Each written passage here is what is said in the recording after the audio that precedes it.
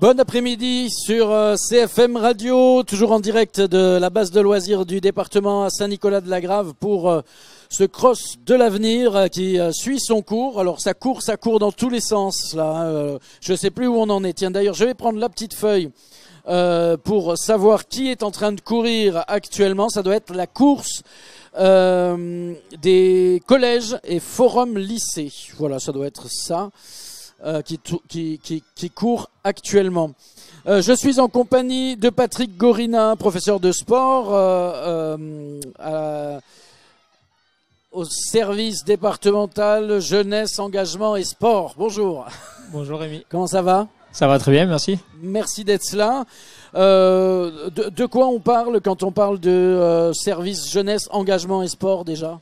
Alors, on parle de trois grandes thématiques. La première thématique, c'est la thématique sportive qui nous intéresse aujourd'hui à Saint-Nicolas, principalement. Donc, on est un service de l'État qui représente le ministère des Sports sur nos missions en charge du sport. Et donc, on œuvre notamment auprès de la formation, auprès du contrôle des équipements sportifs et des éducateurs sportifs, ainsi que du déploiement de plusieurs politiques publiques sportives telles que le sport santé, le sport handicap, la pratique des sports de nature.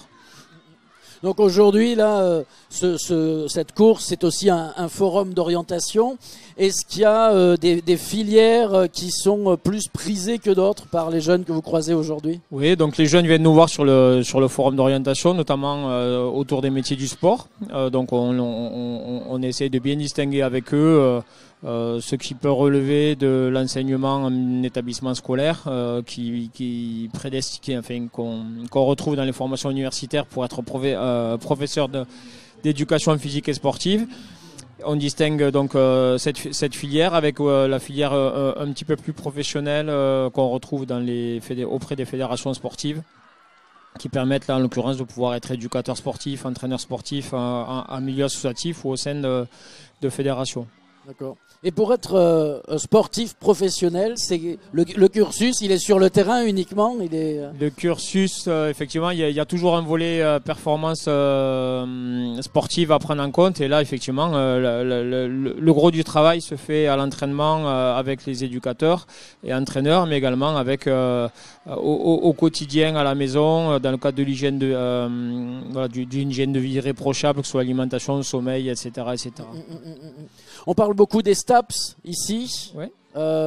J'ai reçu ce matin des jeunes de STAPS de Toulouse. Bientôt une filière STAPS en Tarn-et-Garonne peut-être ? A priori c'est en discussion, c'est en négociation plutôt avancée semble-t-il. Oui, ce serait une belle opportunité de pouvoir accueillir une filière STAPS à Montauban. Je crois qu'il y a le besoin, il y a la demande et surtout il y a toutes les infrastructures et le réseau relationnel qui est en place et qui permettrait de faire fonctionner de manière efficace cette future filière. Voilà.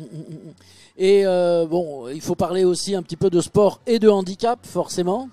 C'est un peu votre partie aussi. Oui, à titre, oui, puisqu'on sort quand même d'un superbe été olympique et paralympique. Et effectivement, l'approche sport handicap, elle est pas mal développée. Et effectivement, dans les questionnements qu'on a de la part des élèves aujourd'hui, il y en a quelques-uns qui sont intéressés par le fait de pouvoir être éducateur sportif auprès de personnes handicapées. Donc c'est intéressant. Voilà, il y a une dynamique qui est plutôt positive et favorable. Sur le département, avec nos acteurs handisport et sport adapté, on essaie de travailler avec eux pour faire fructifier tout ça. Bon. C'est quoi votre programme cet après-midi là ? On va retourner sur le forum puisque j'ai aussi un petit mot à dire sur les collègues de l'engagement et de la jeunesse. Donc on a aussi les collègues qui font un petit peu la promotion des métiers autour de la jeunesse, donc la filière de l'animation. Bien sûr, souvent démarré par le statut d'animateur BAFA. Donc on fait un petit peu de promotion du BAFA auprès des jeunes, parce que ça reste quand même un petit job d'été qui peut être sympa pour ces jeunes. Et il y a du besoin, malheureusement. On manque d'animateurs chaque été. Et après, sur le volet engagement, on met aussi en avant deux dispositifs. Celui qui est bien connu, le service national universel maintenant, qui existe depuis quelques années et qui permet aux lycéens de 16 et 17 ans de d'initier un parcours citoyen autour des valeurs de la République, autour de l'engagement, autour du respect et de l'engagement pour autrui. Donc on a le SNU qui fonctionne très bien sur le département, avec à chaque fois des séjours et des missions qui sont proposées de grande qualité, avec différents acteurs qui sont impliqués.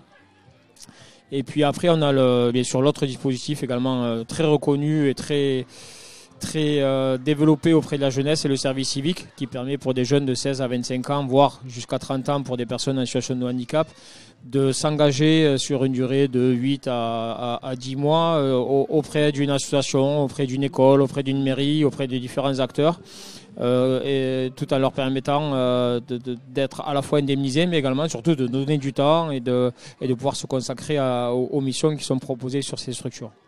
Merci Patrick Gorina de la jeunesse et sport et engagement. Merci à vous. Merci Rémi. À bientôt. On continue sur la course de l'avenir dans quelques minutes. CFM, partenaire de l'opération, vous fait vivre de l'intérieur cet événement. À tout à l'heure.